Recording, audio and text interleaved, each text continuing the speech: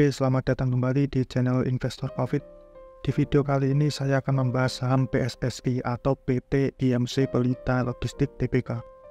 Mungkin teman-teman sudah pernah tahu bahkan menganalisa sahamnya, tapi nggak apa-apa, dalam video ini saya akan membahas singkat mengenai profil perusahaan, laporan keuangan terakhir, sampai valuasi harga sahamnya.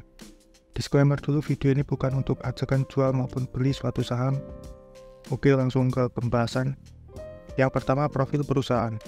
PT IMC Pelita Logistik Tbk atau yang berkode saham PSSI merupakan salah satu perusahaan yang bergerak di bidang pelayaran dan jasa angkutan laut.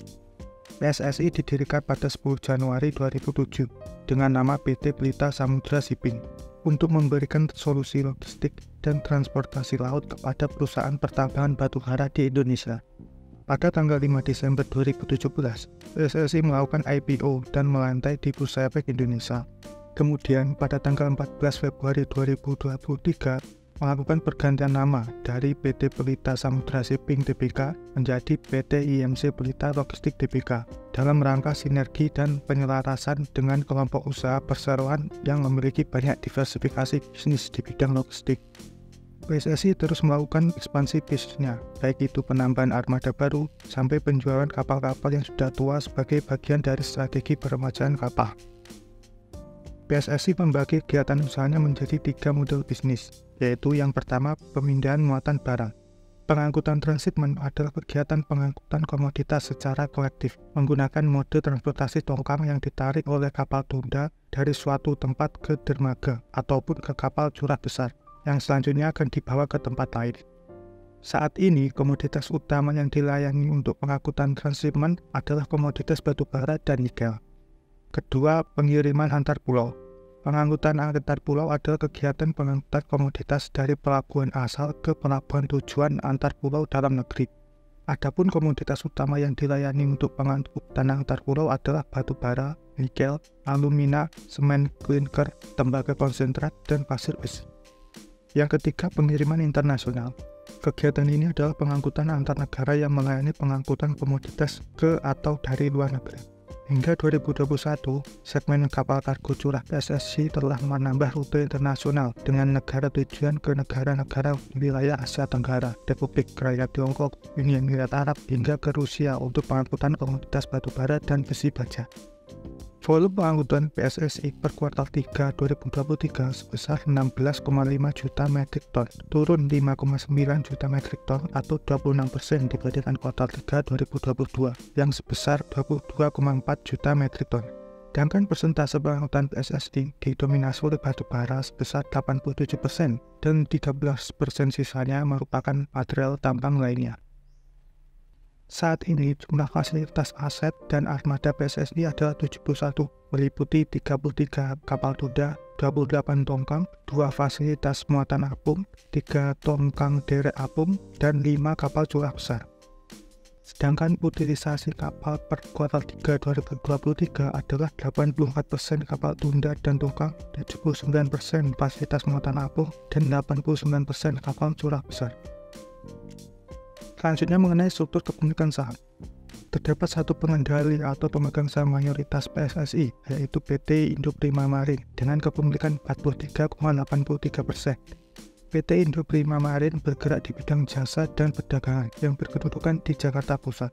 Dan pemegang saham lainnya adalah Gendilo BT Ltd dengan kepemilikan 26,91%, PT Beyond Permai 7,35%, Convival Navigation 7,07%, manajemen 0,23%, masyarakat atau publik 11,15%, dan sisanya 3,44% saham treasury. Dan mengenai struktur grup PSSI. PSSI memiliki 2 anak usaha, yaitu yang pertama PT Pelita Samudra Sreya yang didirikan pada April 2023 lalu dengan segmen operasi kapal tunda dan tongkang. Yang kedua, PT Pelita Global Logistik yang didirikan pada Oktober 2021 dengan segmen operasi kapal kargo curah. PT Pelita Global Logistik ini memiliki 2 anak usaha lagi, yaitu PT Pusaka Lautan Berlian dengan segmen operasi fasilitas muatan apung atau FLF dan PT Pelita Logistik ITI Ltd.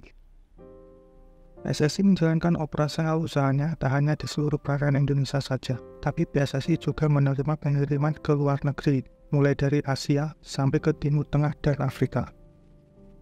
Kemudian kinerja laporan keuangan kuartal 3 2023. Total aset PSSI saat ini sebesar 198 juta dolar, naik 19,4 juta dolar atau 10,85% dari kuartal 4 2023.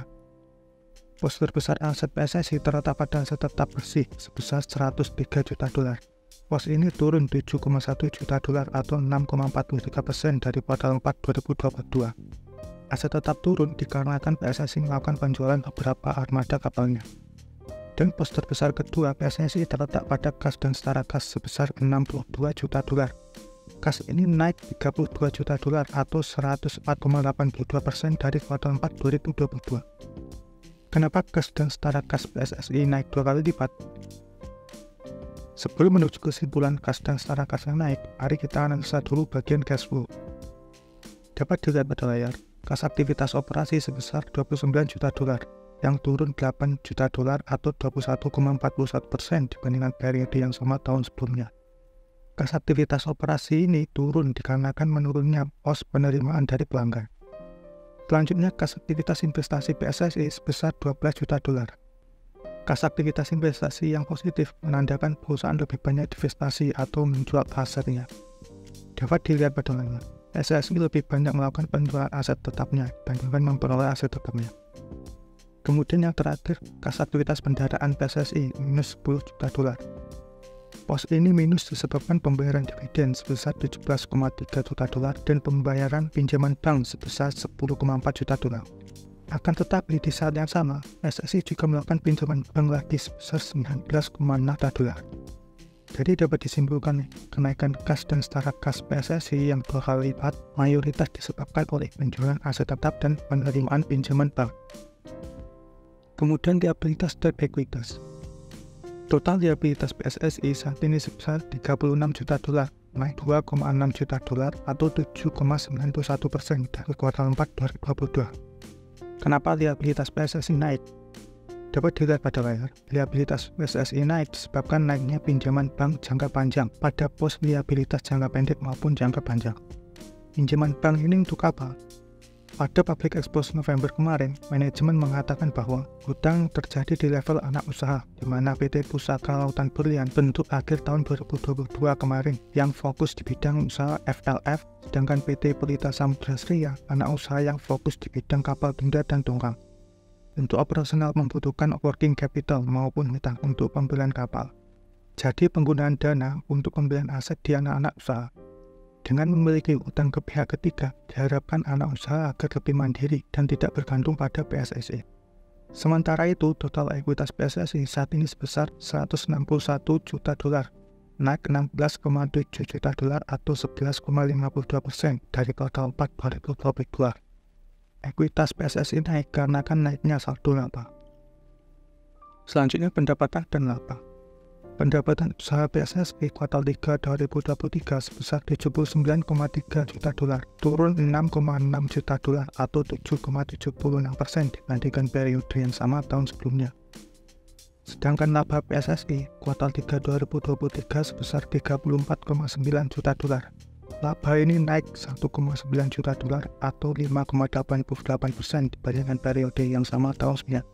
Kok bisa laba naik 1,9 juta dolar padahal pendapatannya turun 6,6 juta dolar? Dapat dilihat pada layar, bagian beban pokok pendapatan turun 4,6 juta dolar. Kan tetapi, pos ini wajar jika turun dikarenakan pendapatan usaha juga turun. Penyebab kedua terletak pada pos pendapatan keuangan yang naik 880.000 dolar dan keuntungan atas penjualan aset tetap yang naik 5,1 juta dolar. Jadi dapat disimpulkan naiknya laba disebabkan oleh naiknya pendapatan keuangan dan keuntungan atas penjualan aset tetap. Jadi bukan dikarenakan operasional bisnisnya. Sejalan dengan yang saya sebutkan tadi, hal ini juga dikatakan oleh manajemen PSSI sendiri pada public expose November 2023 kemarin, yang isinya benar ada penurunan sebesar 5% dari segi pendapatan. Lalu aset perseroan berkurang namun dari segi pendapatan tidak sebanding, yang disebabkan adanya tarif pengangkutan yang lebih baik di tahun buku 2023 ini. Dampak penurunan mempengaruhi kinerja perseroan dari segi volume saja, tapi diimbangi dengan tarif pengangkutan yang lebih baik. dari penjualan aset terakumulasi pada kas, di mana akan digunakan pada tahun ke depan untuk ekspansi atau peremajaan kapal. Jadi dapat disimpulkan, penjualan aset tetap pada tahun buku 2023 ini akan digunakan untuk ekspansi dan peremajaan kapal di tahun mendatang. Kemudian mari kita lihat pendapatan PSSI dari mana saja. Pada catatan kaki nomor 19 mengenai pendapatan usaha PSSI, terdapat 7 pos pendapatan. Akan tetapi pendapatan PSSI didominasi oleh pos muatan apung dan pengangkutan sebesar 53 juta dolar atau 66,86% dari total pendapatan. Dan pos sewa berjangka sebesar 22,4 dolar atau 28,30% dari total pendapatan. Akan tetapi pada laporan keuangan kuartal 2023 terdapat pos pendapatan yang minus pada PSSI, yaitu terletak pada pos bongkar muat dan pos penahanan. Kemudian pada laporan keuangan kuartal 3 2023 ini, pendapatan PSSI 100% diperoleh dari pihak ketiga. Selanjutnya mari kita lihat segmen usaha PSSI. Berdasarkan jenis layanan, PSSI membagi bisnisnya menjadi 3 segmen usaha, yaitu yang pertama sewa berjangka kapal tunda dan tongkang yang menyumbang 23,7 juta dolar atau 29,98% dari total pendapatan. Yang kedua, fasilitas muatan apung yang menyumbang 33,2 juta dolar atau 41,97% dari total pendapatan. Dan yang terakhir, kapal motor yang menyumbang 22,2 juta dolar atau 28,05% dari total pendapatan. Selanjutnya mengenai pergerakan harga saham dan dividen PSSI. Pergerakan harga saham 1 tahun terakhir bisa dikatakan menurun, yang semula di harga 600 sampai 700-an turun ke harga 500-an sekarang. Bahkan di bulan Desember kemarin sempat berada di harga 480-an. Sedangkan pergerakan harga saham PSSI 5 tahun terakhir bisa dikatakan meningkat, yang semula di harga 150 sampai 200 sekarang meningkat ke harga 500-an. Bahkan sempat ATH di harga 800-an pada Juni 2022. Meningkatnya harga saham PSSI dikarenakan booming komoditas kemarin, khususnya batu bara. Karena kan bisnis PSSI mayoritas disumbangkan oleh pengangkutan batu bara. Selanjutnya dividen PSSI. Dapat dilihat pada layar, dalam 6 tahun terakhir, setelah IPO pada tahun 2017 sampai sekarang, PSSI telah rutin membagikan dividen 2 kali setahun di tahun 2018 dan 1 kali setahun di 2019 sampai sekarang. Dan dalam 3 tahun terakhir, PSSI membagikan dividen dengan dividen payout ratio di atas 35%. Bahkan di 2 tahun terakhir di atas 40% dari total laba atau EPS. PSSI perlu membagikan dividen untuk tahun buku 2023 ini. Seperti histori sebelumnya, PSSI biasanya membagikan dividen di bulan Mei atau Juli di tahun setelahnya. Jadi untuk tahun buku 2023 ini, PSSI akan membagikan dividennya di Mei atau Juni 2024 nanti. Kemudian yang terakhir mengenai valuasi dari PER dan PBV. Sebenarnya ada beberapa indikator lain untuk menentukan valuasi suatu saham. Akan tetapi saya kali ini cuma memaparkan PER dan PBV-nya saja. Sisanya silahkan analisa sendiri. PER PSSI sekarang di 3,97 kali, lebih rendah dibandingkan PER rata-rata 5 tahun terakhir, yakni di 6,08 kali. PER PSSI rendah dikarenakan meningkatnya laba atau EPS-nya. Seperti yang sudah saya jelaskan sebelumnya, walaupun PSSI mengalami penurunan pendapatan dan volume pengangkutan, akan tetapi mengalami kenaikan laba yang dikarenakan penjualan aset tetap dan meningkatnya tarif pengangkutan. Sedangkan PBV PSSI sekarang di 1,1 kali, lebih rendah 0,02 dibandingkan PBV rata-rata 5 tahun terakhir, yakni di 1,12 kali. PBV PSSI hampir sama dengan PBV rata-rata 5 tahun terakhir, dikarenakan harga saham PSSI yang meningkat dibandingkan harga 5 tahun terakhir yang di 150-200 rupiah dan diimbangi oleh kenaikan likuiditasnya. Jika dilihat dari PER yang rendah, PSSI sudah termasuk kategori murah, walau dari segi pendapatannya yang menurun. Sedangkan dari sisi PBV, PSSI bisa dikatakan wajar karena harga saham PSSI meningkat yang diimbangi kenaikan likuiditasnya. Bagaimana menurut pendapat teman-teman? Apakah saham PSSI ini sudah layak untuk dibeli? Atau wait and see dulu? Silakan analisa lebih dalam dan putuskan sendiri, dan video ini bukan untuk ajakan jual maupun beli suatu saham. Oke, mungkin sekian dan terima kasih telah mengikuti pembahasan singkat saham PSSI atau PT IMC di kanal TPK. Bila teman-teman ingin diskusi atau request saham yang ingin dibahas, silahkan ketik saja di kolom komentar di bawah. Oke, sampai jumpa lagi di pembahasan saham berikutnya.